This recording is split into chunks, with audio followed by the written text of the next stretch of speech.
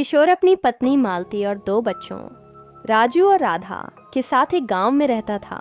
एक दिन मालती अपने बेटे राजू को सुबह सुबह जबरदस्ती उठाती है और कहती है कि उसके पिता कितनी मुश्किल से एक एक पैसा जोड़कर उसे स्कूल भेज रहे हैं। राजू का स्कूल जाने का बिल्कुल मन नहीं था, लेकिन मालती उसे तैयार कर देती है। वहीं दूसरी तरफ उनकी छोटी बेटी राधा पढ़ना चाहती थी। जब उसने स्कूल जाने की इच्छा जताई तो उसकी माँ ने साफ मना कर दिया कि लड़कियों को पढ़ाई करने की ज़रूरत नहीं है, उन्हें तो आगे चलकर चूल्हा चौका ही संभालना है। यह बात राधा के दिल को बहुत चुभती है। उस रात राधा को नींद नहीं आ रही थी। वह घर के बाहर आकर बैठ जाती है और रोते हुए सोचने लगती है कि काश वह भी एक लड़का होती ताकि उसकी माँ उसे भी स्कूल भेजती। तभी सन्नाटे में उसे दूर से किसी टीचर और बच्चों की पढ़ाई करने की आवाज़ें सुनाई देती हैं। राधा हैरान हो जाती है कि इतनी आधी रात को कौन सा स्कूल खुला है। वह आवाज़ का पीछा करने की कोशिश करती है, लेकिन अंधेरे और डरावनी आवाज़ों से डरकर वापस अपने बिस्तर पर आकर सो जाती है। अगली सुबह राजू फिर से पेट दर्द का झूठा बहाना बनाकर स्कूल जाने से मना कर देता है। राधा उसे समझाती है कि पढ़ना तो बहुत अच्छी बात है, लेकिन राजू कहता है कि स्कूल बहुत गंदा होता है और टीचर बहुत मारती है। राजू खेलने चला जाता है, लेकिन राधा उसके बस्ते से किताबें निकालकर देखने लगती है। उसी रात जब पूरा परिवार सो रहा होता है, राधा को फिर से वही पढ़ाई की आवाज़ें सुनाई देती हैं। इस बार वह हिम्मत जुटाकर आवाज़ की दिशा में जंगल की ओर निकल पड़ती है। जंगल के बीचों बीच उसे एक पुराना टूटा फूटा स्कूल दिखाई देता है। डरते डरते जब वह अंदर झांकती है तो उसके होश उड़ जाते हैं। वहाँ एक चुड़ैल टीचर भूतिया बच्चों को पढ़ा रही थी। राधा डरकर भागने की कोशिश करती है, लेकिन स्कूल के दरवाजे अपने आप बंद हो जाते हैं। चुड़ैल टीचर उसके पास आती है और भागने के जुर्म में उसे सजा देने की बात कहकर क्लास में बैठने को कहती है। राधा डर के मारे चुपचाप बैठकर पढ़ने लगती है। धीरे धीरे उसका डर खत्म हो जाता है और उसे चुड़ैल टीचर से पढ़ना बहुत अच्छा लगने लगता है। सुबह होने से पहले राधा चुपचाप अपने घर लौट आती है।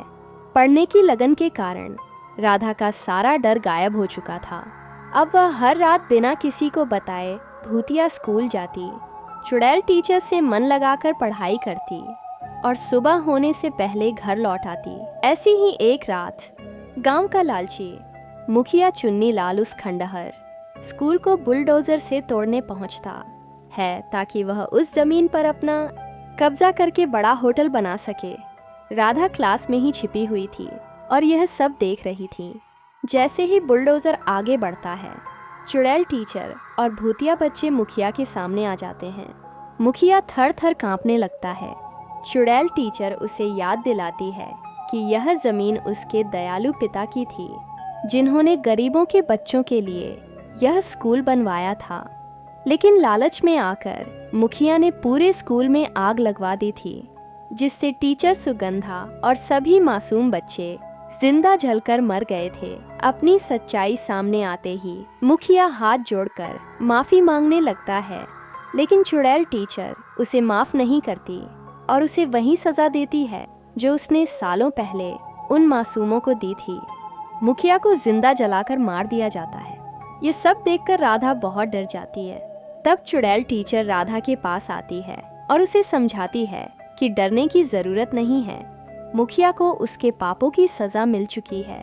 वह राधा की तारीफ करती है कि वह बहुत होशियार है और उसे हर हाल में अपनी पढ़ाई पूरी करनी चाहिए। चुड़ैल टीचर बताती है कि मुखिया का अंत होने के साथ ही उन सभी आत्माओं को मुक्ति मिल गई है। इतना कहते ही चुड़ैल टीचर और सभी बच्चे गायब हो जाते हैं। कुछ दिनों बाद गांव में बच्चों के लिए एक क्विज कंपटीशन रखा जाता है, जिसमें जीतने वाले को 500 रुपए का नकद इनाम मिलने वाला था। घर की खराब आर्थिक स्थिति को देखते हुए मालती राजू से उस प्रतियोगिता में भाग लेने को कहती है, लेकिन राजू मना कर देता है।